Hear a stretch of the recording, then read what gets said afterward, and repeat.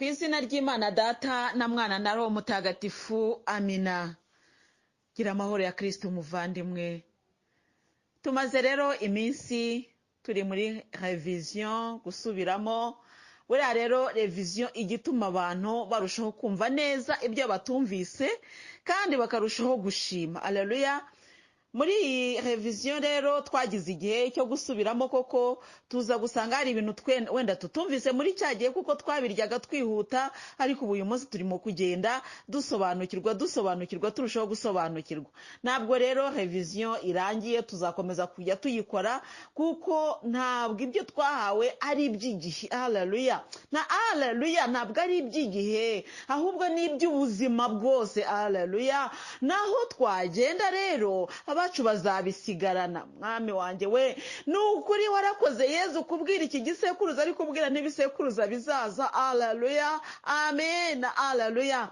Bikira Mariya yavuze ati kuva ubu ngubu, haleluya, kuva ubwo numvise iri jambo amasekuruza yose, haleluya, guhera uyu munsi azanyita umuhire. Haleluya. Natwe rero kuva uyu munsi twumvise ririya jambo, kuva twarahawe biriya bisobanuro, haleluya, kuva twarahawe kuva twarahawe ririya jambo, ubu twamaze kwitwa abahire. Haleluya. Ibyo twahawe ubu twabaye abahire. Haleluya. Umva, ubu rero kuva ubu ngubu amasekuruza azavuga haleluya ko ari ijambo ryamanukiye mu mitwe no mu mitima yacu, nuko rikavura n'abandi bagakira. Haleluya. Uyu muti turi kunywa n'abana bacu bazawunywaho. Haleluya. Ubu aho turi uyu munsi, ejo abacu bazaba bahahagaze. Niyo mpamvu, haleluya, tugomba kwakira no kwikiriza ko tugomba gusiga imbuto nziza, tukera imbuto nziza kugira ngo bazadukomokaho bazagira ibihe byiza bitewe nuko natwe tuzaba twarabyitwayemo. Haleluya.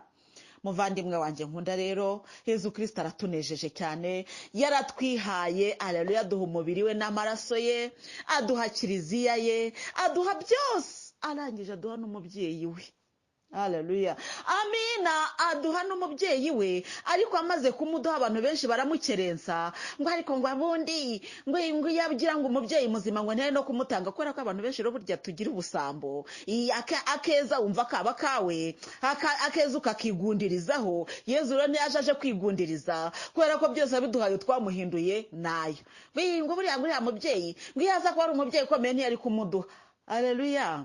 Yaramuduhaye kubera ko dukunda, yaramuduhaye ntacyo haleluya, ntacyo yatwimye, ntaho yaduhishuye. Umwami w'amahoro byose yarabiduhaye. Amina.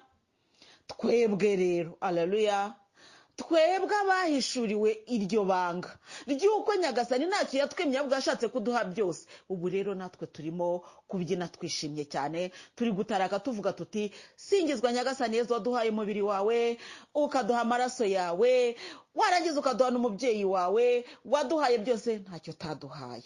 Twaramusingije rero, twafashe iminsi 3 yo gushima. Iyo minsi 3 rero nayo ntabwo byarangiye, ntabwo twashimye byarangiye, tuzongera. Haleluya. Haleluya. Tuzongera. Ariko mbere yuko dukomeza ngo twongere dushime, hari Nyagasani yambwiye ati hari icyo nshaka kumbwirira abana banje. Haleluya. Erega ubu ngubu niyo ndaye nasinziriye, si ukubera njyewe, ahubwo ni ukubera wowe muvandimwe. Amina. Kubera ko ikuzo ry'Imana ryigaragaje. Haleluya. Niyo mpamvu nawe Imana yakugendereye ibicishije aho ishaka. Turashima Imana yatugize umwe, nyamara ku bwacu ntitwari kumenyana. Yezu Kristo yatugize umwe, ariko ku bwacu ntitwari kumenyana. Turashima Imana yatugize umwe, nyamara ku bwacu ntitwari kumenyana. Haleluya. Ntabwo twari kumenyana njye nawe. Uya ntabwo byari gushoboka, ariko Yezu yatumye tumenyana, kandi ubu ngubu turakundanye cyane. Haleluya. Ubu njyewe rwose njye ndi abavandimwe bagana mu ijuru nkavuga ni ndabakunda, ndabizi ko mu nkunda. Ni hari n'umuntu yandikiye ngo Ruwize ngo ndagukunda, nkavuga ni ntabwo ari njye ukunda, ni Yezu muri njye. Yezu yandutse kuza arambwira ariko ngo nkaburiya bariya abantu se ko bagukunda nti ngo buri babwiye, ariko ngo mwari muzi n'ikindi, we njyewe ngo Ruwize ngo mvuze ko se ngo kwibyo nababwiye bitari byo, ngo uzi ukuntu bahita babigenza, ngo bahita babloka telefone yawe, ngo bahita bagukuramo, ngo kubera ko baba bumva bikanze. Ndavuga ariko nyine twaba tubakanze. Atariko rero icyo nshaka kukubwira mwana wanje, si wowe bakunda, ahubwo ni njyewe muri wowe. Aleluya, amina, aleluya muvandimwe we. Ariko buriya wankunda ute? Wankunda se utanzi? Ahubwo hari Yezu rwagati muri twe. Amina. Hari Yezu rwagati muri twe, niwe waduhuje. Aleluya, amina, niwe waduhuje, nuko turakundanye. Hari indirimbo umuhanzi babandi bisi nyine abo indirimbo twita izise ko Yezu Kristo ajya ziririmba nawe arazikunda. Hari indirimbo ngo ivuga ngo turacyakundana. Aleluya, amina, turacyakundana nge nawe muvandimwe, kandi Yezu ari rwagati muri twe. Aleluya. Umva rero, ntabwo nje kukubwira ngo ntabwo nje kukubwira ngo oya sinigeze nkubeshye, kandi ndongeye mbisubiye ngo sinigeze nkubeshye. Haleluya, haleluya. Hari indirimbo y'umuhanzi aririmbiye sheri we ngo sinigeze nkureba nabi, sinigeze nkureba nabi, sinigeze nkubwira nabi. Haleluya, ngo nta nubwo nakwiruka, mbese nibyo sinigeze, haleluya, kumubeshya. Nanjye ariko ubuse ko icyo umuhanzi abivuga ngeze nanjye reka nyiririmbe, sinigeze nkubeshya. Haleluya, sinigeze nkubeshya. Humura muvandimwe, nukuri ibyo nakubwiye ni Yezu wabimbwiye. Ariko icyo nashaka kubwira niki, naho yandaza ntasinziriye, haleluya, naho narara nicaye, buriya nukubera wowe. Umva njyewe meze nka wa muntu umukozi, urabona ko akunda umukozi. Erega buriya hari abantu baba bari kumbwira ngo ariko ngo Yezu rwose ngo yazampaye ngo ingabire ngo nanjye ngo nk'iyo yawe. Nkamubwira ariko rero ingabire yo kurara wicaye, ingabire yo guteka ndeka nk'igusobanurira iyo mfite. Njyewe meze nk'umukozi.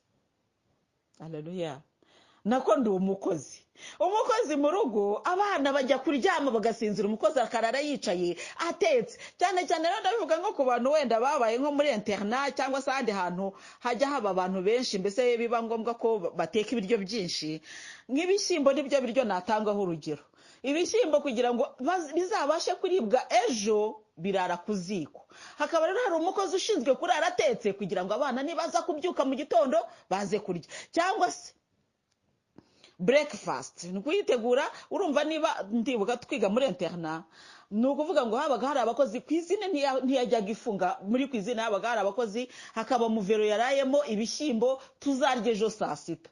Haleluya, kuko batashoboraga kubiteka mu gitondo ngo tubirye saa sita. Ubwo niba babitekaga mu gitondo twashoboraga kubirya ari imijurwe, kugira ngo tubirye bihiye neza, bararaga babitetse ku ziko. Hakaba rero umukozi ushinzwe kurara akora kugira ngo arare atetse bya bindi. Nguwo umurimo rero mfite njyewe. Rero Yezu Kristo andaza ishinga, najya kurambika umusati icyo usinziriye ute, ati hari abana bagomba kurya. Haleluya muvandimwe, akandaza nicaye kugira ngo ngutegurire ifunguro niba ucye mu gitondo uribone. Hari abavandimwe bajya bambwira ngo ariko ngo byagenze bite ngo ku isaha yageze ngo none tukaba tutabonye ngo ifunguro. Haleluya muvandimwe, ngo nongere mbigusubiremo, n'ubwa kenshi ni uburenganzira bwawe bwo kurekera mukavuga uti ariko nyamara ifunguro ntaryo nabonye, kuko umwana afite uburenganzira bwo kuvuga ati mama nkeneye umugati. Nibyo, haleluya. Yezu rero aba yawuteguye, kandi nanjye ngiye kuvuga ngo mba namwemereye, nsanga ntamwemerera, ahubwo aba yanyemeje. Haleluya, aba yanshoboje, kuko nshobozwa byose na Kristo umpa imbaraga. Nuko rero akandi bakavuga ati rero mwana wanjye icara utegura ibingibi, nuko nkabigutegura muvandimwe bikakugera. Turashima Imana yabiteguye, nyamara ku bwacu ntibyari gushoboka. Ntabwo ari Louise wabiteguye, ahubwo ni Yezu wowe wabiteguye. Haleluya, abitegura rero kugira ngo mbikugezeho bigishyushye. Haleluya, hari ukuntu bajya bigisha guteka, bati ubigenza gutyo ukigenza gutyo ubigenza gutya, nuko hanyuma ukabihereza bigishyushye, ako kantu bakakongeraho. Nanjye rero muvandimwe mbiguhereza bigishyushye, ni ukuvuga ngo bikiryoshye, ko hari ibiryo burya biryoha kubera ko bishyushye. Haleluya, nanjye rero ndiyaranje kurya mbiguha bigishyushye. Haleluya, haleluya. Umva muvandi, haleluya, mbiguhereza bigishyushye. nyamara rero Yezu Kristo nubwo nanjye aba yangize uwo mukozi, aleluya, nanjye burya hari ukuntu iyo umukozi erega umukozi nawe burya aba afite ukuntu, iyo ufite umukoresha mwiza hari ukuntu umukoresha mu byumvikanaho nuko nawe ukanezerwa. Aleluya, najya ahantu ntwaye ubutumwa bwa Kristo nanjye nkabugira nk'umutaka, aleluya, nanjye nkegama cyane, hagira n'ikibazo kiza nkavuga ni ko ntwaye ubutumwa bwa Yezu se niyemera ko, aleluya, ubu ngenda mu modoka nkavuga ni Nyagasani ndabizi ko naho impanuka zaba nzi ko ndinzwe, hari umunwa wanjye ego mana nari kuyi munwa ko gifite amagambo yo kuvuga nkegama, aleluya, aleluya, amina, amina muvandi, aleluya, nkegama kora ko najya hari ako ntwaje Yezu, hari akantu gatoya kari mu munwa wanjye najya ntwaje Yezu, nkavuga rero Nyagasani nushaka nurinde Ruwiza ariko urinde umunwa kuko hari abantu benshi cyane uri kugirira akamaro. Haleluya muvandimwe, rero reka nkubwire, rero muri kwa kuzuzanya nakubwiye, wowe wujuje uzana amatwi, haleluya, urangije uzana n'umutima, nanjye nzana umunwa, ndangije nzana n'umutima, twese twahuriye he ku mutima, nazanye umunwa noneho ndavuga, sibyo? ariko umunwa ngewe ndi kuvuga burya ntago mbivuga ngo bimenye gusa, we nanjye ndihata nanjye ndabikora, nakubwira ni ndukunywa amazi ashyushye muvandimwe, nitukarya ibiryo biri mu rusenda, nikora ko Nyagasani ari byo ashaka kudukirisha, nanjye nkihata nkarurya, amaso agatukura, amarira akaza, ariko nkavuga nirwa Nyagasani ari kudukiriza. Mu cyo nshaka kukubwira nuko kukubwira ngo ntago nkubwira ibirura cyangwa ngo nkubwire ibigoye ngo nge sigare negamye, we turabisangira humura. Nazanye rero umunwa, haleluya, umunwa ariko uvuga ibivuye ku mutima, nawe uzana amatwi, ariko amatwi yawe ahereza umutima, ni ukuvuga ngo nge nawe duhuriye he ku mutima, haleluya. kandi Yezu nuko urareba ku mutima, Imana ntireba uburebure bw'umuntu cyangwa se ngo irebe uburanga bw'umuntu, Imana yitegereza umutima, Dawudi atorerwa kubuwayo, aleluya. Umva icyo nashakaga kukubwira cyane, Imana ntabwo ireba uburebure, ntireba subiramo umutima, aleluya, subiramo iryo jambo turyumvikaneho, tugiye kurisubiramo gatatu. Imana ireba iki? Umutima, subiramo umutima, haleluya. Twabaye abanyeshuri rega, kwa Yezu turi abanyeshuri, nta mwarimu ntaki, Yezu niyo mwigisha mukuru, twe turi abanyeshuri. Imana rero ntabwo yarebye ku gihagararo cya Ruwize, ntabwo yarebye ku bwoko cyangwa kuki, ntabwo yarebye ku icyo ari cyo cyose, Imana yitegereza iki? Umutima, haleluya. Nawe rero Imana ijya kuduhuza ntiyarebye kuri ibyo ngibyo nk'uko itandebye ijya kuntora, ahubwo yarebye hehe? Umutima, haleluya. Subiramo umutima, haleluya. Iki? Umutima, haleluya. Umutima umenekeye Imana, n'uwo nguwo Imana yarebye kuri twebwe, nuko iraduhuza. Yabonaga rero ntabwo yahuje imibiri, haleluya. Imana yahuje imitima, amina. Umutima wanjye aho uterera ahangaha, nawe aho uri guterera aho ngaho, twese iri guterera hehe? Mu kiganza cya Yezu. Ni ukuvuga ngo ku mubiri turi muri distance zinyuranye, ariko ku mutima turi hehe? Turi umwe muri Kristo, haleluya. Ari nawe waduhuje, ari we soko yo kumenyana kwacu, amina. Nge nawe turi umwe, nge n'umugabo wanjye turi umwe ku bw'isakaramento, ariko nge nawe turi umwe ku bwa Kristo waduhuje, haleluya, amina. Muvandimwe uri kubyumva? Turi umwe rero. Tumaze rero kwemera ko turi umwe, nge nazanye umunwa, nawe uzana amatwi, ariko byose bigahuriza ku mutima, ubwo rero turi umwe. Hari umuvandimwe uherutse kumbaza ikibazo, nuko ariko ndamusubiza ndangije ndavuga nti nawe ndaza kukikubwira. Umuvandimwe yarambwira ati ariko ati inyigisho zawe ndazikurikira, ati nkumva ziraryoheye, ati ariko nibajije ikibazo, ni ukubera iki buri gihe uri gutanga inyigisho ukunda kuvuga ngo ibyo mbabwira ni ukuri, ngo ukava mbese ukanarahira nk'aho waba ufite impungenge z'uko waba utanga ibitari byo? Ese ni ngombwa ko bivuga? Nuko ndamusubiza ndamubwira rero umuvandimwe reka nkubwire, uretse no mu mararungu mari Ruwiza ko burya na Kiliziya yashyizeho isengesho nemera Imana data ushobora byose, tuvuga tuzamuye n'akaboko.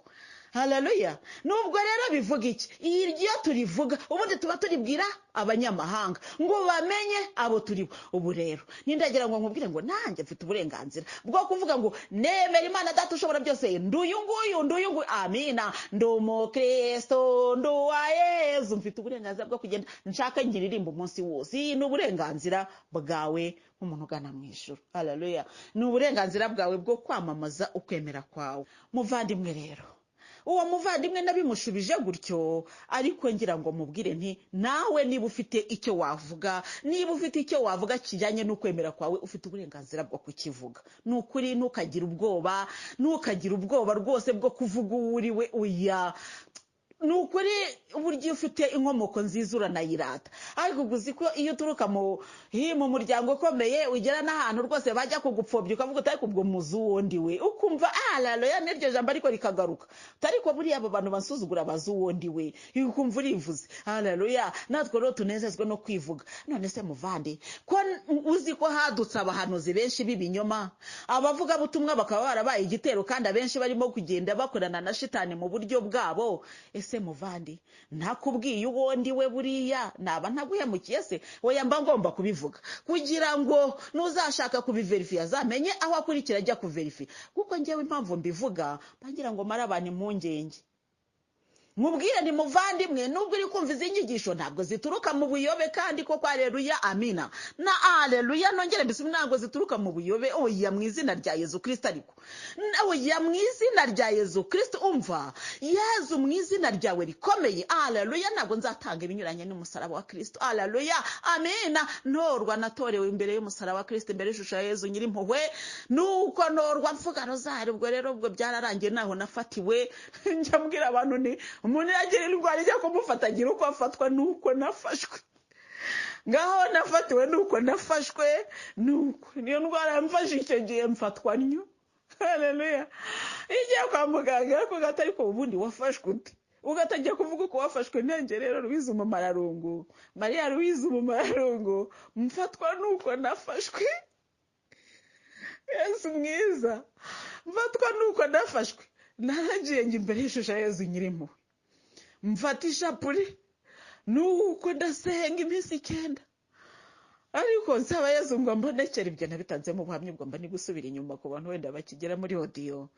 Ndiko musaba ngo mbonekere, ni naho yaje kumbonekerera. Rero yamfasha aricyo nuko nafashwe.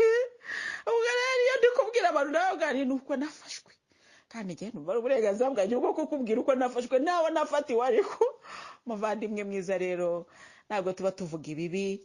Buriya rero reka nkubwire, abantu bavuga ibitari ibya Kristo nta nubwo batinyuka kwivuga. Ntabwo bakwitinyuka kwivuga, kuko yabavuga ati uwo mvuga nkorera siwe, kandi uwo nkorera niyumva ko ndi kwirahira undi aramerera nabi, agatinya kwivuga. Njyewe rero kora ko uwo nkorera ari nawe mvuga. Yezu mwiza wanjye, ntabwo nzigera ngira ubwoba n'isoni n'ipfunwe byo kukuvuga igihe n'imburagihe. Hari isengesho tujya dusozesha ishapure y'ubutatu butagatifu. Iriya sengesho rirakomeye cyane. Nzakwamamaza iteka ryose uko ndi kose naho ndi hose. Haleluya. Inshuro 3. Iteka ryose uko ndi kose naho ndi hose. Ubwo rero njyewe narabyemeye, Mana butatu butagatifu byo njye narabyemeye, kandi maze kubyemera ndavuga nti ubwo rero iyo umuntu yemeye aba yemeye. Njye nagiye muri ndemeye, nzamura akaboko ndavuga nti ndemeye. Haleluya. Nuko muvandimwe rero maze kwemera bigenda uko nguko. Ndemeye rero ya Bikira Mariya niyo yatumye atubyarira umucunguzi. Ubwo rero nawe ndemeye yawe hari ikizamarira abavandimwe muri kumwe, nkuko nanjye ndemeye yanjye hari ikiri kumarira abavandimwe.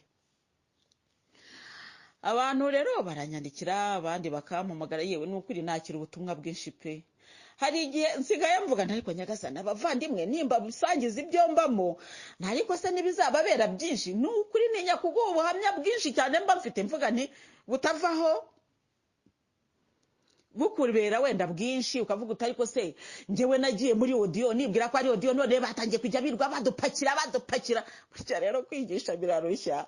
Hari n'uwo wabuha ujya kubona akoze left, hari n'umuntu ukora left namukurikira nkavuga nikuze ko nabonye wakoze left byagenze bitati n'abana bakirije telefone atubwo mumbabarire mu yinsubizeho, ariko wenda kugeza ubu ntawe ndahura nawe umbwira ati njyewe nabonye ibyo bintu ntacyo bimariye. Ya kugeza ubu sindahura nawe ko sukuvuga wenda ko batazabaho.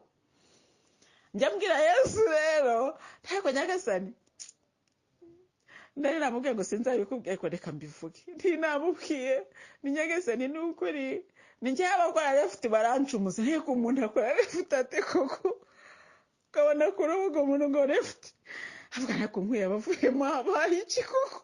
Noneho Yesu arambwira bune se wibwira ko uzabahorana ntigiye mba numva twagumamo.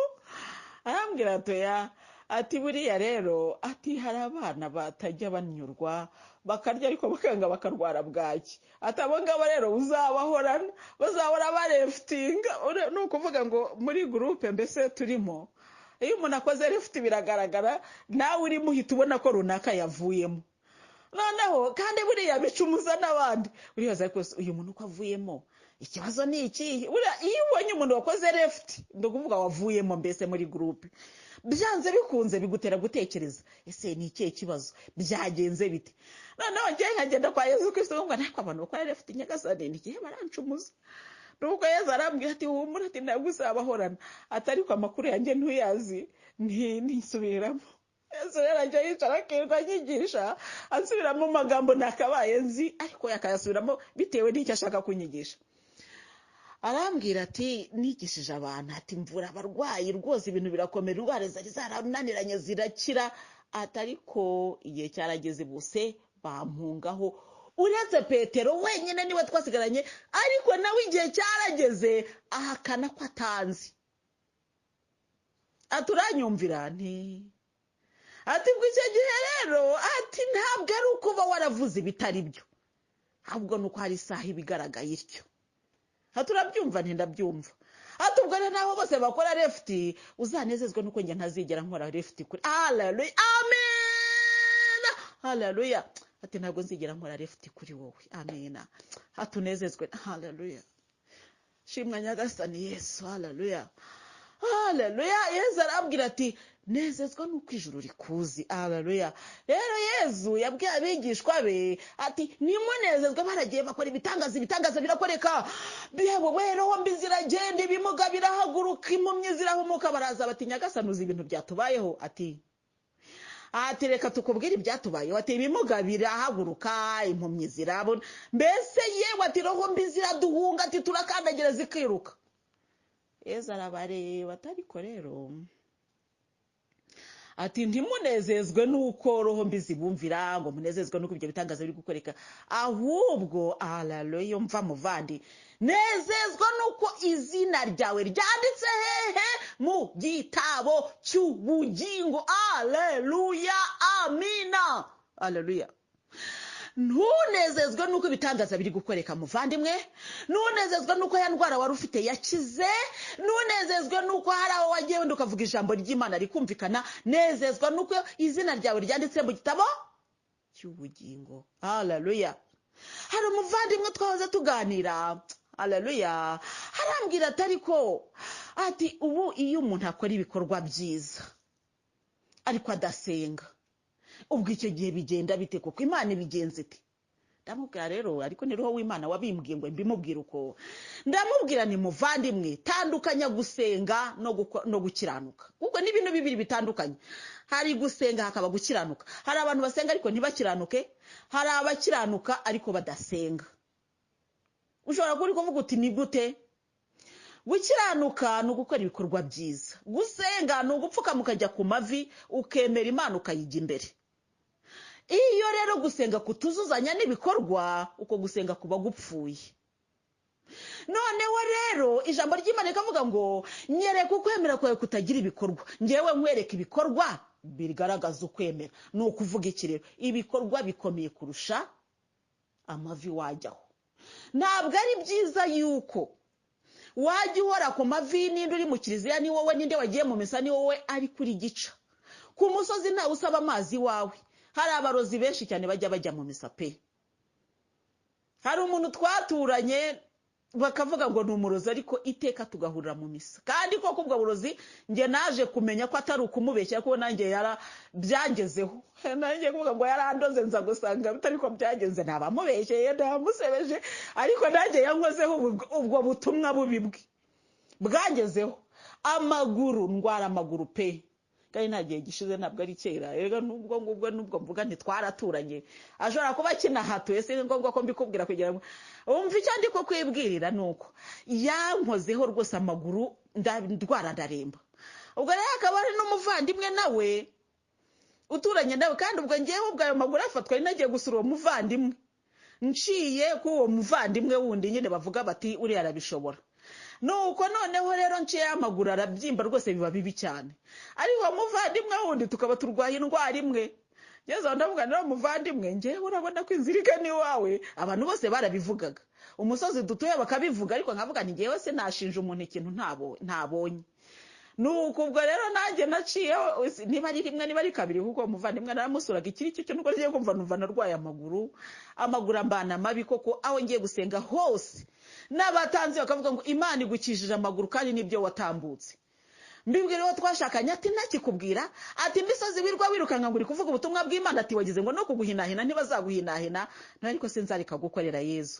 Nuko ubwo mbese muri make ayo makuru icyo ndashakaga kuvuga niki, nuko uwo muvandimwe uwo nyine wenda tuvuge turabavandimwe batatu. Hari uwo nguwo uhemuka, hari natwe abari baturanye nawe, ariko twese twahuriraga mu kiliziya imwe kandi tugahura ku meza matagatifu amwe. Kandi bakavuga yuko ni ngo ariko ibyo ntabwo ari njye nabiyemo. Bakavuga yuko donc ni ibintu bagiye bamumenyaho ku buryo n'umusozi wose wari ubimuziho, ku buryo no mubyeyi nyine no umugore, ariko bakavuga yuko n'umugabo yamutaye kubera icyo kintu. Kandi koko uko nari muzi yari umupfakazi nta mugabo, ariko umugabo atarapfuye nanone. Bakavuga rero ko ngo ari cyo yaba yarapfuye n'umugabo, ariko niwe murejiyo wa mbere ku musozi wacu. Igihe bavuze ibikorwa by'impuhwe kuri abagenda bashaka imyenda bazafashisha muri Caritas mu kwezi kw'impuhwe, agenda nagafuka rwose agenda ajya gusabira abakene, mbese ibyo bari buba. Ariko noneho akaba niwe mu kiliziya ni uhazwa mbere, ariko kandi icyo kintu wajya no ku musozi ugasanga ubwo butumwa nako ubwo buhamya bumeze gutyo. Rero ibyo bene abo ngabo bajya burya baba inzitizi no ku bandi bantu, ugasanga no gusenga ntabwo byoroheye n'abandi. Abakureba bakavuga ko se uyu muntu uko adahinduka, se kuko asenga iki. Hari n'undi rero nawe nzi, ubwo muvandimwe twarabiganira avuga ati ibyo uvuze ni ukuri koko, ati nka runaka ahitamo urugero, ati runaka arasenga pe, ati ariko abantu bose ntawe umunyweraho amazi, ntawe umukira kandi urutega, mbese ni umuntu mubi cyane. Babaho rero abantu bameze akaba mu masengesho yo kwiriza niwe wa mbere, mu masengesho yose ariwe wa mbere rwose ariwe wa mbere, mu kiliziya ari utera rozari mu gitondo, ariko kandi akabura ibikorwa byo gukiranuka. Hakaba n'undi rero utagiye mu kiliziya, ariko waciwe ati ngwino wicara ubanza urye, mbese ugasanga ari umuntu ugira neza kandi wenda atagiye no muri ayo masengesho. Ubwo rero ushobora kwibaza utese ku munsi w'urubanza bizagenda bite? Ku munsi w'urubanza ibikorwa, haleluya, twarabisomye mu ijambo ry'Imana ngo nibaruhuke ibiruha n'imihate ngo kuko ibikorwa byabo bibaherekeje. Se twabisomye mu gitabo cy'ibyahishuwe? So byibuka muvandimwe ko twabisomye? Niba utabyibuka reka mbikubwire, harahari muri Bibiliya ngo nibaruhuke imiruho n'imihate kuko ibikorwa byabo bibaherekeje. Haleluya. Ubwo rero ibikorwa byo gukiranuka birakomeye kurusha kwirwa uvuga ngo uri gusenga ariko udakora ibyo gukiranuka. Kubw'ibyo rero muvandimwe, reka twihatire kugira ibikorwa. Yezu rero yabwiye abigishwa bati nimunezezwe nuko biriya byose biri gukoreka, kuko biri ushobora kubikora kwa ko mpagaze iruhande rwawe. Kandi koko pe, iyo Nyagasana kubwate haguruka ujye kumvugira araguherekeza. Ntabwo Yezu ajya asigara. Ya haleluya, Yezu ntabwo ajya asigara inyuma, ntabwo akohereza ngo asigare inyuma. Haleluya, Yezu arakohereza kandi mukajyana. wavuga akishingira intahe, ku mugani w'abarundi bavuga ati ndashinga intahe, wavuga akaba ari ugushingira ibendera akarizamura akavuga ati iri jambo ni ryo koko. Bagerageza no kujya mu butumwa bwawe ngo bajye kwa kundi bajya kubugukorera analize bagasanga ni Yezu wavuze koko. Haleluya, amina. Hari abapadiri ngo bajya bagira gushidikanya, yazamura umubiri bagasanga ni Yezu koko. Hari n'abagiye bafata uwo mubiri, iyo nyama yabonetse bajya gupima bagasanga ni iy'umuntu koko, kandi bagasanga ngo ni inyama ivuye ku mutima, ngo kandi ari inyama ikivirira n'igifite amaraso. Ibyo n'ubushakashatsi bwagiye bigaragaza. Ibyo birashoboka cyane. Ariko rero kuba Yezu yamanukira kuri jyewe cyangwa kuri runaka ntabwo bivuga ko ndi umugenzi ugana mu ijuru. Icyo tucyumvikaneho. Ntabwo bivuga yuko Louise ubu mfite tike yo kwinjira mu ijuru kubera yuko mvuga ijambo ry'Imana. Nzinjizwa mu ijuru n'ibikorwa byo gukiranuka, nzinjizwa mu ijuru nuko aya magambo nkubwira muvandimwe ahinduka akaba yanjye. Niyo mpamvu nkubwira ni njye nawe duhuriye hehe? Ku mutima. Hari abantu benshi bazaba ibyapa bereka abandi aho bajya ariko bo ntiwinjireyo. Muvandimwe aho siho nshaka kujya, ariko ndi kukubwira ko hariho naho. Haleluya. Aho hariho, niyo mpamvu nge mubwira nti urabe maso kandi usenge. Haleluya. Ariko kandi ntusenge ngo nurangiza wiryamire. Burya intwari ibintwari yagiye ku rugamba, ariko ninde zaba intwari kubera ko yaryamye mu nzu? Haleluya. Uzaba intwari kubera ko uzaba wagiye ku rugamba kandi ugatsinda. Haleluya. Abantu benshi rero tureke kuguma kwibeshya ngo ngende intwari kubera yuko wenda byose ujya kubona ukabona biraje byikubise imbere yawe. Ntabwo ari bwo butwari. Dukomeze rero ikiganiro cy'uyu munsi rero gifatiye kuri iri jambo rikubwira ngo humura. Kandi ijambo humura ni ijambo rikomeye. Hari abavandimwe benshi bajya bambwira ngo nkundi iyo umbwiye humura kuko numva mpumurijwe. Haleluya. Yezu rero nakunda kutubwira ngo humura kubera ko hari icyo abashaka kutubwira. Uyu munsi rero mu gitondo Yezu Kristo yaje aransanga aho narindi. Nakubwiye ko ndi wa mukozi urara udasinziriye, ntetse ibyo abavandimwe kuko sinavuga ngo abana wenda nubwo munyita mama, ariko nanjye biranezeza kuko nanjye kuko ndareba buriro ndi umumama. Haleluya. Iyo munyita mama ndishima, ariko niyo wavuga Louise, niyo uko wanyita kose nukuri ngewe ntacyo bintwaye.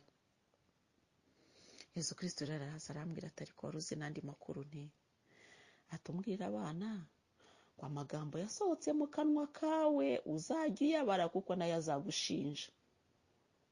Atubibambwirire nti ariko ndahindukira ntako Nyagasani uzi ko ibyo babizi. Ati ntago babizi, atubwiye nkutumye mba mfite impamvu mbikubwiye. Ati nubwo bakwita mama ariko abenshi ni kwizina ni ku magambo ariko ntago babishyira mu bikorwa. Ninde muri bo wamara byibuze n'iminsi 3 atazi uko mama we yaramutse? Ntago mbizi. Ati ibyo ngibyo babyitondere nti ati kandi bajya bamenya umubyeyi uwo ari we n'icyo ari cyo ntiyego. Turakomeza. Yezu Kristo abarimo kunganiriza. Araza mfata akaboko mu gitondo. Araza mfata akaboko ati ngiye kukwiyerekera ibindi bintu. Ati kandi ubimbwira abana banjye nti rwose. Muvandimwe ndi kukubwira kandi ubu ndi gutumika. Naho nabivuga gakeya ncecetse, naho nakongorera. Ntugire ngo ndi kubeshya, ndi kukubwira ukuri. Arambwira ati ngwino tujyane. Mwiyerekera ibintu kandi ubimbwira abanjye ntiyego. Anyereka ahantu ngewe nabonaga ari nk'abantu bakoraga inama, ariko abo bantu basaga nabi. Ariko nkabona bari gukora ikintu kimeze nk'inama kandi bari kumvikana ku myanzuro, ariko iyo nama yarangwaga n'ikintu cy'umubabaro. Nabonaga abantu bose bayirimo batishimye. Nge nabonaga ari abantu bicaye, ariko bari ahantu hijimye, batishimye kandi badafite ubwisanzure. Ni ukuvuga ngo nabonaga ari inama isa n'iyo guhabwa amategeko n'amabwiriza gusa, kandi noneho nkabona n'abo bantu bari guhabwa amabwiriza n'amategeko ntago bari kubyishimira. nkabona naho n'uwo bahaye n'umurimo ukomeye aranga mbese agahaguruka agenda aseta ibirenge ari uko nguko ameze mbese muri make ukabona ari nka kwa kundi umuntu agukorera umutwaro uremereye ariko ukaba ugomba kuwikorera. Noneho rero Yezu arambwira ati ukomeze witegereza ati bariya abantu urabona bameze gute, ndabona babihiwe rwose. Arangije arambwira ati maze utega amatwi amagambo bari kuvuga. Nukuri nabonaga uko ndibuze ko bigusobanurira sinzi kuri bubyumve muvandimwe, ni nk'uko waba uri kubona abantu nko muri metero nk'eshatu imbere yawe mbese kurya ibyo bavuga ubyumva, ariko mu by'ukuri bari kure yawe. Mbese nkubwire ngo iki, ngewe uko ndibuze kubikugereranyiriza ni nk'uko waba uri kureba televiziyo ukanayegera rwose, ariko ukabona hagati yawe nayo harimo distance ikomeye ku buryo ibyo biri kubera aho bidashobora kukugeraho. Niko nabibonaga ngewe, nabonaga ari abantu bari mu nama, ariko ntabwo nabibonaga muri ekara, ubyumve neza, ntabwo ari ekara ya televiziyo, ahubwo nabibonaga ari nk'abantu bari mu nama nanjye ndi hafi yabo, ariko nkabona hagati yanjye n'abarimo distance nini ku buryo nta bwoba mbese nta na buke nari mfite. Yezu arambwira ati utega amatwi ibyo bari kuvuga. Nuko numva barimo kubwirwa nyine ngo ngaho rero ngo mwihute ngo mugabe ibyo bitero. Nkabona aboherezwa kugaba ibitero ntago bishimye, kubera ko baravugaga bati nyamara ariko nubwo tugenda turagabwa ibitero ariko turakubitwa. Ariko nkabona ubohereza nta muwe abafitiye, nta nubwo yitaye ko bakubitwa, nta n'intwara ari kumuha ngo agendesha, ako kamubwira ngo genda ukoresha uko ushoboye wowe uzana abandi. Nvuga nise bariya abantu nabajya hehe. Noneho Yezu arambwira ati wowe tega amatwi gusa. Ubwo rero uko natega amatwi nkumva ndimo kwibaza. Noneho arangije nkabona abahabwa ubutumwa ntago bishimye, mbese nabonaga ari inama y'urujijo y'umubabaro, mbese ikintu kibi cyane. Arangije akajya avuga ngo none ngo abo twagutumye ngo bari, nkabona bamwe bari gukubitwa, mbese ari ibintu bibi pe, ngo bari guhanwa ko batakoze ko icyo bagombaga gukora. Noneho rero mu bintu byambabaje kandi mu bintu nteye kwibaza cyane harimo ikintu cyitwa ngo mubajijishe. Ndavuga nti mubajijishe ntibande, ariko uko ndi kugenda nkurikira ya nama nibwo nagiye menya iyo ariyo. Iyo nama rero ni iy'abadayimoni, nta nubwo ari inama, kuko burya abajya inama ni kwa kundi umuntu atanga igitekerezo undi agatanga igitekerezo, bo rero bahurira hamwe ariko ntabwo ari mu buryo bwo gutanga ibitekerezo. Ubwo rero ndagusobanura ukuntu Yezu yabisobanuriye ati iriya si inama, byitwa ko ikuzimu bakora inama ariko nta nama zibayo. Ikuzimu baterana bahabwa amabwiriza gusa, ko nta freedom ihaba. Cyo kuvuga ngo ayiwe ngo nanjye ngo mfite igitekerezo kimeze gutya, nta kihaba. Niba bagutegetse itegeko nturikora, ubwo igihano. Aturabyumva atumbwirira abanje ngo mureke kuguma kujijwa, kuko ikuzimu nta mbabazi ziriyo. Noneho reka nkubwire icyo numvise muri iyo nama. Aravuga, mwumva barimo kuvuga ngo mubajijishe, bajijishe, ngo mugende ngo mubahe ibiroze ariko ntimubereke ko biroze, ngo mukore ku buryo bazajya babirya batazi ko biroze, ngo ariko nimbamara kubirya ngo ujye ukomeza ukurikiza ijisho wabiriye ngo urebe aho aguye kugira ngo umufate.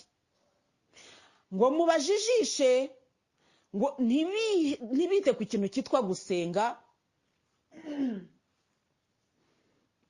Erega yankorora ntirakira neza, humura ubyihanganira. Ngo ntibite ku kintu cyitwa gusenga mbere yo kugira icyo bafata. Ngo mubajijishe, ngo mubahe ibigaragara nk'ibiryoshye ariko biroze, ngo kandi mukore ku buryo ngo ubwo burozi batazajya babasha guhita babumenya. Noneho nkabona abari guhabwa n'amabwiriza, nkabona bari kwikiriza. Mu kugenda rero mbona koko bateruye ibintu bimeze nk'ibisahane baragiye, ariko ari benshi pe, ariko ntiwashoboraga kubona uko bagenda kubera ko ntabwo wabitegerezaga, mbese hari nko mu kabwibwi. Noneho Yesu arambwira ati rero ati reka nze gucanire itara nkwereke. Acanye itara kuri abo bantu, mbona nta n'umwe ufite amaso muri bo, mbona nta n'umwe ufite amaguru muri bo, mbese mbona ari nk'ibintu bigenda bifite nk'ibipine ku maguru, sinzi uko nabigusobanurira.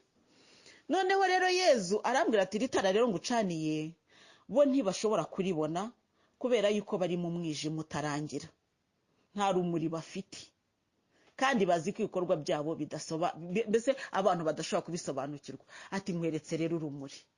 Noneho turangije Yesu arambwira ati ngwino rero twicarane. Ubwo iyo filime yabaye nk'ifunga, arangije arambwira ati rero ngwino twicarane. Amagambo yabwiwe bari abantu wayabonye wayumvise nayumvise. Ati icyambere wabonye niki? Mubwira uko nge nabonaga bahabwa amabwiriza, kandi wabahaga amabwiriza nabonaga nta mbabazi abafitiye. Ubwo rero niho yambwiraga ati rero ati rero ati mujya muvuga ngo ikuzimu inama zateranye, nta nama z'ibikuzimu ni biriya wabonye, ni amabwiriza kandi y'igitugu. Ati wacyumvise nti? Atumbwirira abanje ngo nimwemere kujya ikuzimu ko ni igitugu gusa. Ati buriya naho mwijujuta nuko mufite uruhengekero. Bariya bo wabonye bafite kwijujuta? Wabonye se bafite no kuba bavuga ngo njyewe iki kirananiye nimumpindurire ntoya? Nta freedom ihaba.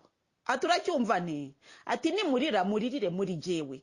Ati mumenye ko ikuzimu nta mbabazi ziriyo. Ati urabyumva nti? Ikindi ati ntiwabonye ko nagucanira urumuri ukabasha kubona ibyo bakora nti? Ati bo rero nta rumuri bafite. Ati kuba ngucanira urumuri no kukubwira ngo uko se kibi yaza yishushanya kose, iyo uri kumwe nanjye ubasha guhita ubona ibyiri gukora. Mbese yambwiye ati uri kumwe nanjye ubasha guhita ubona ububi bwa shitani. Uri kumwe nanjye ngucanira urumuri, haleluya, ngucanira urumuri nkakwereka ibyo shitani irimo gushaka gupanga. Ati wabyumvise nti? Atubimbwirira abanjye, ubwo ndi kukubwira muvandimwe ndi gutumika. Ikindi arambwira ati wabonye bari abantu mu by'ukuri hari amaso bafite ntoya? Wabonye se hari amaguru bafite ntoya? Ati biriya byose rero nta maguru bafite, nta maso bafite, ahubwo amaguru yabo, amaso yabo ni ibikoresho bagiye kugenda. Abo bagiye guha biriya biryo nibo bazahinduka amaguru yabo, nibo bazahinduka amaso yabo. Wabyumvise nti? Ati rero hagowe umuntu uzajya yumva ijambo rya shitani. Ni ukuvuga iki rero? Kugira ngo mubashe kumva, niko yambwiraga ngo kugira ngo mubashe kumenya ibyo bariya barimo, nuko mugomba kuba mufite ibyanditswe bitagatifu, niho muzabamenyera. Vandi muri kubyumva? Nabonye rero abo ngabo batujisha nta maso bafite, nta matwi bafite. Ni ukuri ni ibintu sinzi ukuntu bajyaga, sinzi ijambo ndi bukoresha, sinzi niba buri wese ari buryumve. Ikintu bita igihindu gembe ni ikintu kidafite uko kimeze, kidafite forme. Ni icyo ngicyo nabonaga. Hari ukuntu abantu muri filime bajya wenda bakora, ukabona abantu ikintu kimeze bambaye mask itagira amatwi, itagira igiki. Nibyo bintu nabonaga, nta matwi, nta maso, ntaki. Ariko ubabonye bicaye aho ngawe, wababona bicaye Yesu atari yatungamo urumuri ngo mbibone, nabonaga ari nk'abantu bari mu nama bicaye bakikije ameza. Ariko amaze gutungamo urumuri nibwo nabonye ko nta maso, nta maguru, nta matwi, mbese nta kintu bafite. Yesu arambwira ngo rero iyo udafite Yesu ntushobora kumenya uburiganya bwa shitani. Izi idafite amaso, idafite amatwi, ikakubeshyeshya ibyo wakagombye kuba uzi, ahubwo none ikakugusha kubera yuko utasomye. Mu yandi magambo turakangurirwa gusoma Bibiliya. Muvandimwe, naho utasoma Bibiliya yose, ariko ujye ugira byibuze verse biblique byibuze imwe uvuga uti uyu munsi ndayigenderaho. Haleluya. Gusoma Bibiliya ni mbese buse nkubwire ngo iki sintu nakubwira ngo nitegeko, kuko ni nkubwira ngo nitegeko uragira ngo urapfuye, ariko ni hejuru y'itegeko. Yesu yaravuze ati mbasabye ko, kandi cyasabye burya kiba cyabaye itegeko. Uryo umukuru yasabye abategetsi, nukuri yongeye kunsubiramo ngo musome Bibiliya. Ati simwahuguwe kuri Antikriste nti? Ati ntabwo wibuka inyigisho twatanze kuri Antikriste nti? Ndabyibuka. Ati rero nibataba amaso bazajya bagwa mu ruzi barwita ikiziba. Noneho rero kubajijisha nibyo ngiye kukubwira. ukuntu rero Sekibi ashaka kuza kujijisha abantu cyangwa ari kujijisha abantu ni mu buryo bwo kuzana ibintu wabona ari ibintu bisa neza, izo ndirimbo z'urukundo ukumva ni amagambo meza y'urukundo, ariko mu by'ukuri ahisha ikindi kintu. Dore nk'iyi ndirimbo wenda ariyo ntangaho urugero, yaje y'abantu bikubita hasi, indirimbo ubwayo akaba itari nziza, ariko amagambo yayo ni meza. Ntabwo ari meza cyane, ariko ntacyo atwaye. Ni mu buryo bwo kujijisha, kuko shitani nizikakubwira ngo ndi shitani ndamya, ntuzayiramya. Ariko nikubeshya ngo njyewe ngo njyewe ngo ndi gushaka kugira ngo haze umucyo mu bantu, ngo n'urukundo rurushaho kuzamuka, ngo niyo mpamvu ukagenda witwa ngo uri mu rukundo, noneho rwa rukundo ikwinjizamo ikagenda igushyira mu rundi, igushyira mu bindi, igushyira mu bindi, nibwo ujya kwirota uruva ugasanga waraguye utazi igihe wagwiriye. Mu yandi magambo, abantu bose bitondere ibintu bari kugenda bumva, cyangwa se mbese muri make ni igihe cyo gushishoza. Ikindi, kurya dusenze. Nibigushobokera, umva birashoboka, kandi imyambaro yawe ujye uyimeshesha amazi y'umugisha. Kandi birashoboka. Kumeshesha amazi y'umugisha ntabwo bivuga ngo ugende padiraho umugisha ingunguru, oya, fata akajerekani k'amazi ugende. Ya mazi ntabwo akorera ubwinshi, burya umugisha ntukorera ubwinshi. Umese imyenda yawe n'icyaha imeze neza, ugiye wenda kunyuguza, ushyiremo niyo washyiramo igitonyanga cy'amazi y'umugisha.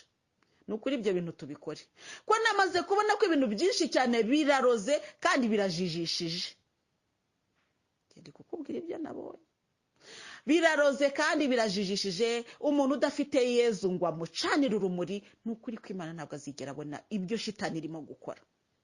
Iri kuriganya abantu kandi igendeye ku kantu kitwa icyayenge, niko Bikira Mariya yatubwiriye ikibeho. Ubuhakanyi buri kugenda buza mu kintu icyayenge ni iki ubwo mu kinyarwanda kindi, wenda navuga ngo mu kintu cy'urujijo, ikintu kikujijisha abantu, umuntu akakuzana akantu keza wakabona.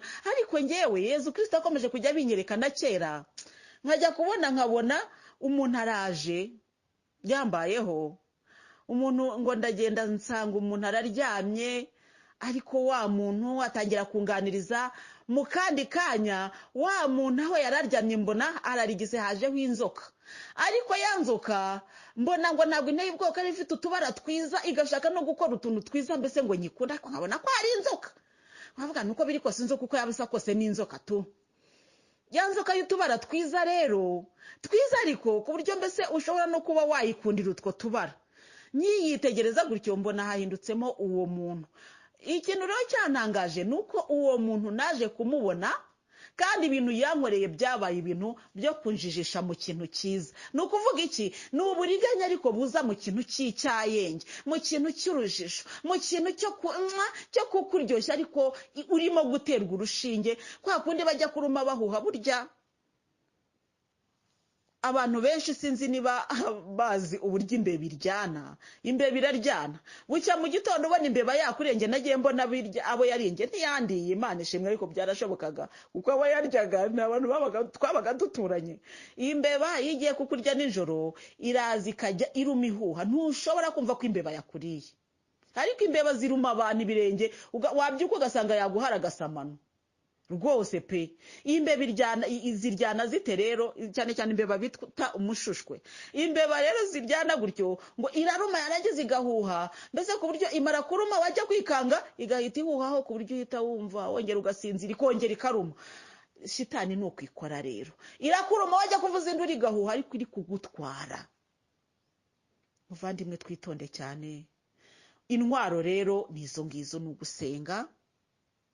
Maze iminsi nkora audio zikaba ndende, abantu benshi ngo zikabananira gufungura, ku buryo bwo ndi gukora audio ngufi kugira ngo abantu zizajye ziborohera mu gufunguka. Niyo mpamvu ubwo zibaye ndende. Byashobokaga ko ziba zibaye 2 cyangwa 3, ariko zibaye 4 kugira ngo n'aba bandi bafite ibibazo bya network bajye babasha kuyifungura. hari abavandimwe rero bajya banambwira bati rwose Odiyo nubwo zaba ari zingana n'umusozi turazumva kandi zikatunezeza. Haleluya, amen. Nanjye ndashaka gukorana n'abagenda batagenda, abo ntabwo ntacyo twakora pe. Nise ko nazanye igare ngo tubasunike ntibajyemo, twakora iki? Reka twikomereze rero. Intwaro rero nizo navugaga. Intwaro tugiye kwitwaza uyu munsi ni izihe? Ikomeye ya mbere, mva iya mbere, kuba muri Yezu. Niba uri muri Yezu neza gumamo. Haleluya, kuba muri Yezu.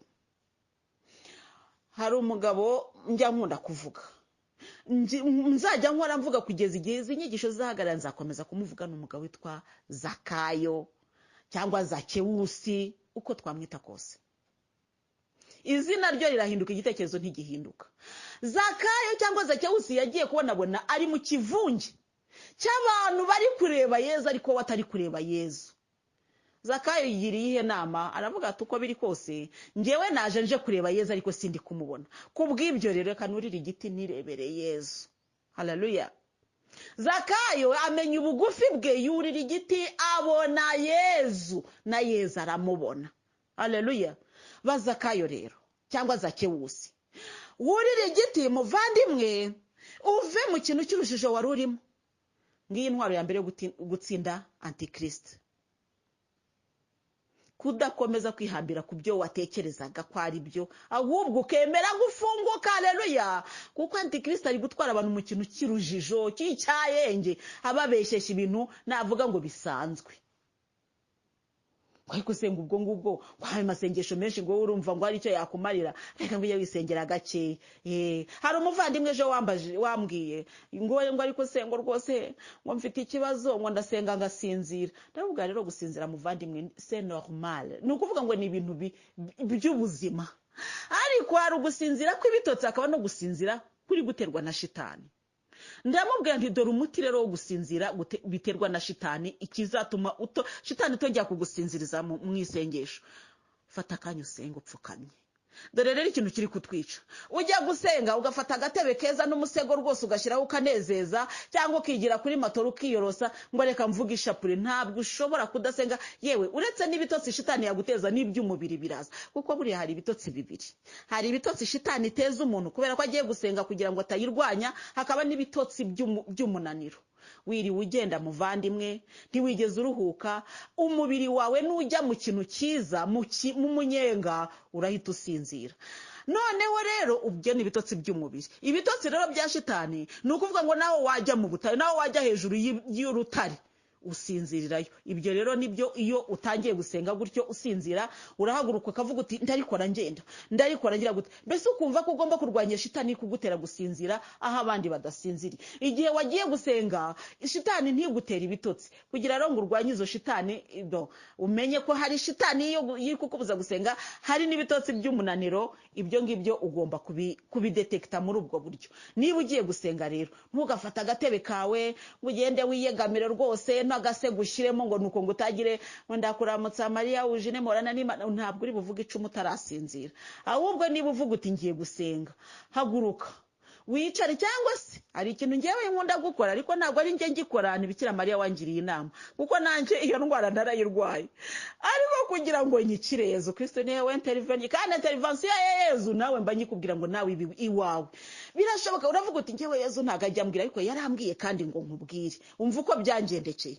Najyaga gusenga ngasinzira, noneho namara gusinzira nkavuga uko kurisengesha. Kandi ikikubwira ukuntu ari shitani, umara kumva urakanguka ukumva wanarambika, uvuga harya naringeze, ukumva nta nubwo wanarikomeza, ubwo kumva n'agatotsi gakomerejeho. Wagera mu buriri ugiye kuryama ibitotsi bikabura. Wumva ukuntu shitani ari mbi, wavuga uti reka mbyuke nsenga, ibitotsi bikaza byinshi cyane. Noneho Yezu Kristo arambwira ati reka nkwereke, haguruka usenge. Buriya rero hari igihe shitani ibibona ugiye kwikubita ikagutanga imbere, ibuye wari ugiye gufata ikarifata, wowe ukajya ubona ari ibitotsi biri kuza ukagira ngo niko bigomba kugenda, ngo n'umunaniro ngo mba nananiwe, ariko ari shitani iri kugira ngo ikubuze umugisha. Umva muvandi, haguruka usenge. Ubwo rero Bikira Mariya na Yezu nibo bentervenye, barambwira bati dore rero umuti, haguruka ujye upfukama. Narapfukamye, amavi azaho ibara ry'umukara. Ariko kandi bari kunyigisha iki? Gusenga. kandi icyo gihe nasenze nabonye ibisubizo by'ibibazo byinshi cyane. Ariko kandi burya hari ukuntu Sekibi turwanya, wenda si ngombwa ngo mwinjize mu buzima bwanjye bw'ubuzima ubu busanzwe, ariko hari urugamba turwana n'abadayimoni. Urwo rero nta muntu utarurwana pe, ahubwo ikibazo hari umuntu ubura intwaro rwa rugamba rukamugusha. Ngewe rero nagize amahirwe urugamba rwaza intwaro zikaza nuko nkayirwa. Shitani rero icyo gihe yari yaneye icyo kintu cyitwa gusinzira.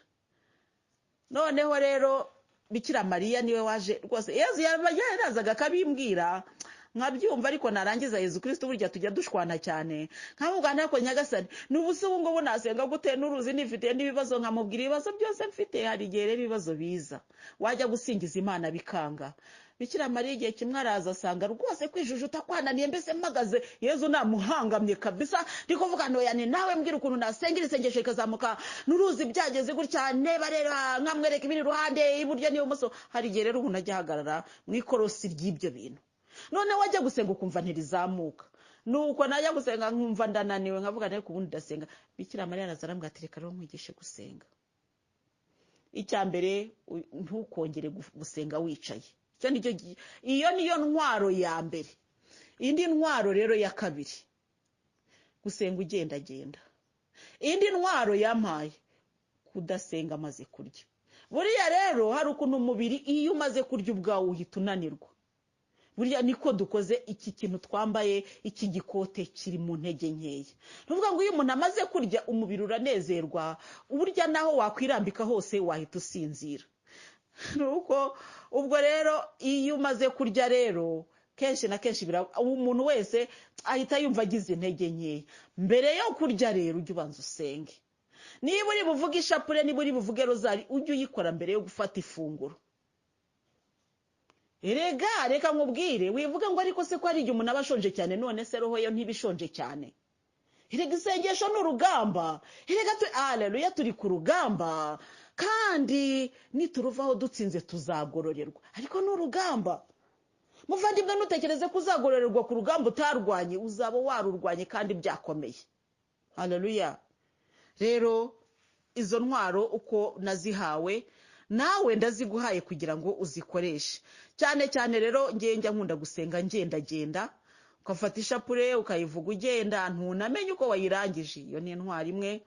Indi ntwaro rero ngewe nkoresha mu rugo rwanjye mu buryo bwo gusenga, rozari idahagarara mu rugo rwanjye twarayigabanye. Ni ukuvuga ngo twigabanyijemo amakipe 4.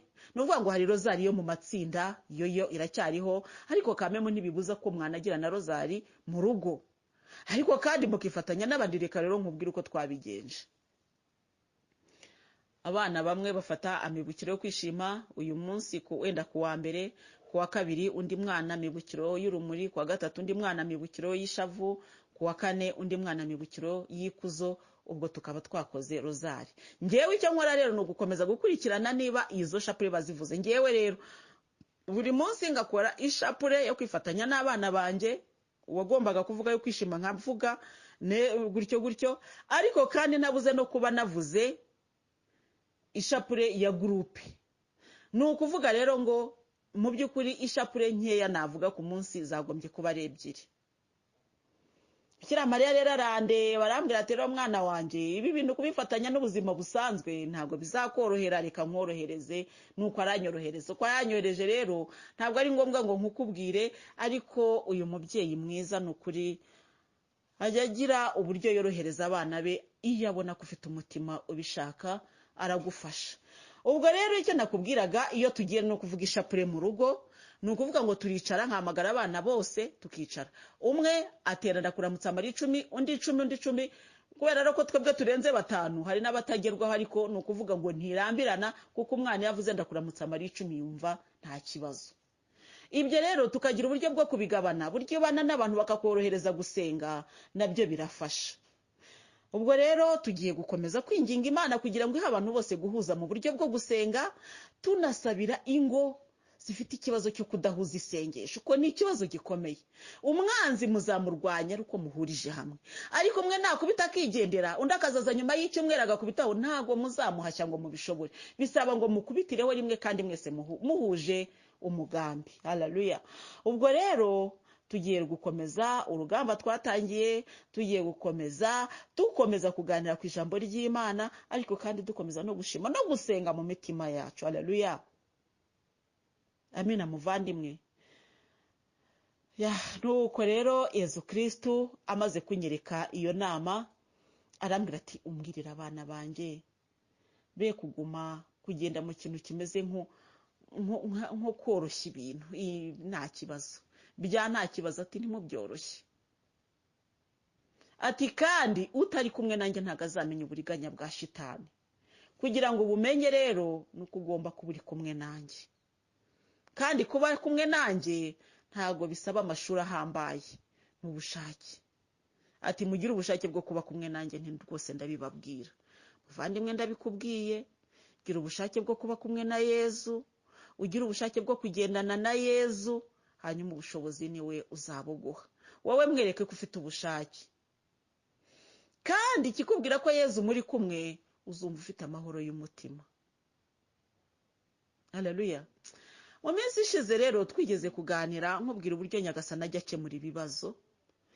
Twarabiganiyeho, hari audio yatambutse mvuga ku buryo Yezu akemura ibibazo, ariko Yezu yongeye kumbwira ngo nabyo mbyibutsa abana be. Uburyo Nyagasani agenda akemura ibibazo byacu ntago ari uburyo bumwe. Niyo mpamvu rero nongeye kugushishikariza kumva uburyo Nyagasani akemura ibibazo, urebe niba hari ibyawe bikemuka, kandi ukaba utajya unamenya ko byakemutse, kubera yuko uburyo wowe watekerezaga atari bwo we yakoresheje akemura ikibazo cyawe. Imana yo mu ijuru rero nikomeze kwishimire, nikomeze guha umugisha, nikomeze kuguha kunezerwa, nikomeze kukureba neza. Haleluya. Icyo ukora, amina, Imana yo mu ijuru igihe umugisha, kandi kiguhangayikishije muvandimwe, Imana yo mu ijuru kigukize, kandi aho umutima wawe werekeye, Imana yo mu ijuru ihaha umugisha. Yezu rero yarangije ijambo ambwira ngo ntangaje izuka. Iryo jambo rero yambwiye ryanteye kwibaza byinshi, ndamaze utangaje izuka. Arambwira ati ntangaje izuka.